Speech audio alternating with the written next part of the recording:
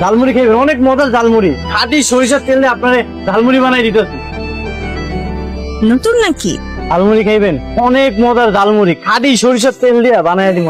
মামা, আপনাকে ফ্রিতে একটা টিপস দিয়ে দিচ্ছি। আমাদের ক্যাম্পাসের আশেপাশে যদি আপনার ব্যবসা করতে হয়, ঝালমুড়ি ব্যবসা করবে না, আপনি একটা ফুচকার দোকানদার। তারপর দিনে পুরো ক্যাম্পাসের সব স্টুডেন্ট আপনার দোকানে লাইন ধরবে।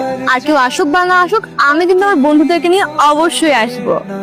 ফুচকার দোকান দিলে আপনি আইবেন তো? অবশ্যই। এই রিচি যা বলে সেটাই হয়। রিচির কথার বরখেলাপ আজ পর্যন্ত কখনোই হয়নি। আপনার নাম ঋষি? আমি আগামীকালের মধ্যে ফুচকার দোকান নিব। ক্লাসটা করে এত ভালো লাগছে, পরীক্ষার প্রিপারেশন একদমই জোস। এটা ঝালমুড়ি মামা না? ঝালমুড়ি মামা আমার নামে চটপটি ফুচকার দোকান দিছে। ফুচকা মামা, আপনি ফুচকার নতুন দোকান দিয়ে দিয়েছেন, তাও আবার আমার নাম আর আমার ছবি ব্যবহার করে। আপনার নাম দিছি এমনি, ভালো লাগছে তাই।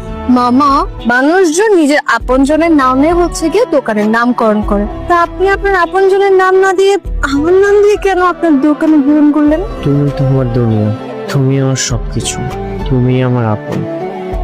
মামা, কি হলো, কথা বলে?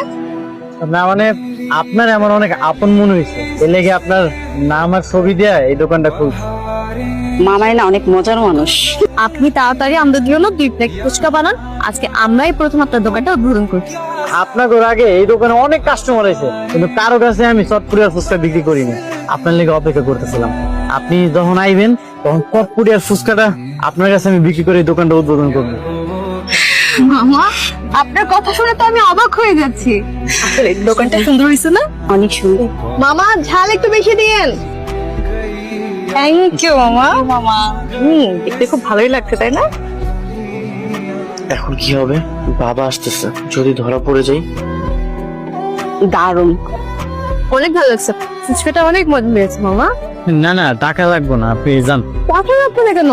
রাখেন, আরেকদিন দিয়ে। ঠিক আছে মামা, আরেকদিন। আমাকে একটা পানির বোতল দাও। চাচা, আপনারা দেখে অনেক ক্লান্ত লাগতেছে, কোনো সমস্যা? ওরে বাবা, অনেক ক্লান্ত।